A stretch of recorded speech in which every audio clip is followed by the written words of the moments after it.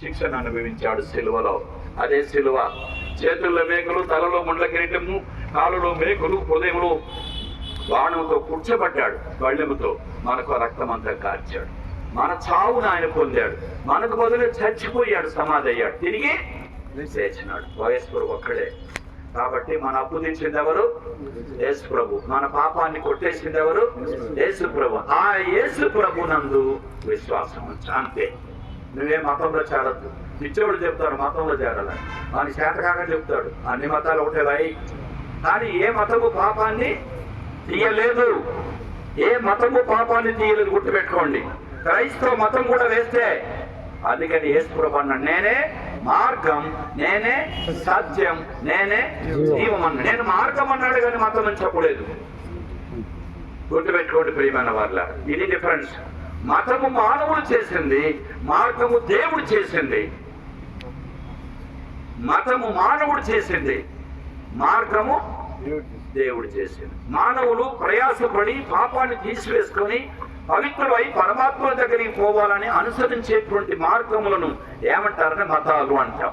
కానీ మనమే మతము ద్వారా పాపము.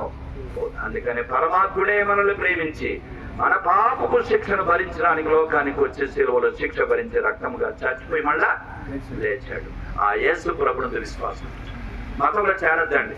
చిన్న ప్రార్థన, ప్రభువా పాపిని, ప్రభువా నువ్వు నన్ను ప్రేమించి నా శిక్ష భరించావు, నా కొరకు చచ్చిపోయి లేచినావయ్యా, నీ రక్తంతో నన్ను కడుగయ్యా, నువ్వే అన్నారు. అంతే. ఎవ్వడు మతంలో జరగండి వాయి. ప్రభువా పాపిని, నువ్వు నన్ను ప్రేమించి నా శిక్ష భరించావు, రక్తము కాచావు, ఆ రక్తంతో నన్ను కడుగు, నువ్వే నా రక్షకుడు, చచ్చిపోయి లేచాను నమ్ముతున్నా, అంతే. నా శిక్ష భరించావు, నా మరణాన్ని నీ మరణంతో కొట్టేశావు, అంతే. నువ్వు ఇంకేం చేయి. దాన్నే మారు మనసు, దాన్ని పునర్జన్మ అంటారు. ఆ రీతి యేసు ప్రభు నమ్మితే యేసు ప్రభు లోనికి వస్తే బతుకు మారుతుంది. రాయి అదొక్కటే. ఇప్పుడు రాత్రి ఉంది, చీకటి ఉంది. ఆ చీకట్లో లైట్ వేస్తే ఏమవుతుందంటే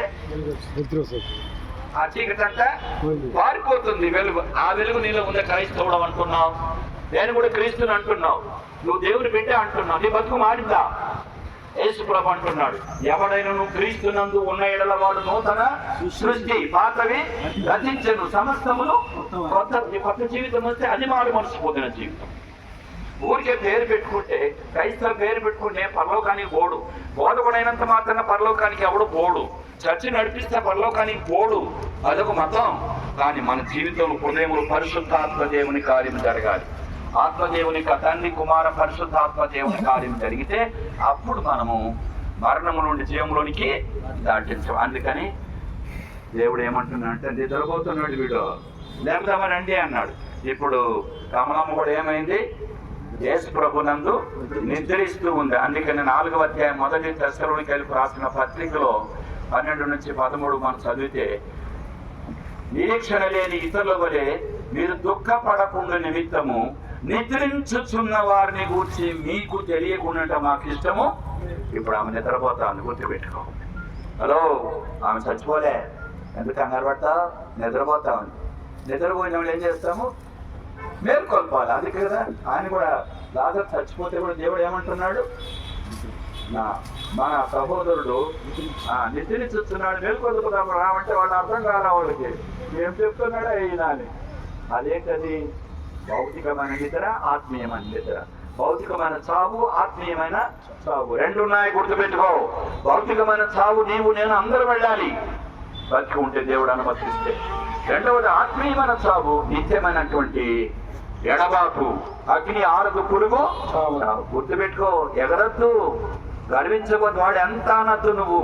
ప్రభువా పాపిని, నీ రక్తంతో నన్ను కడుగు, నువ్వొక్కడే పాపిని ప్రేమించావు. ఎలాగైతే డాక్టర్ గారు రోగిని ప్రేమిస్తాడో అలాగే యేసు ప్రభు పాపులను ప్రేమించి పవిత్రులుగా మారుస్తాడు. అదే పునర్జన్మ, అదే మారు మనసు.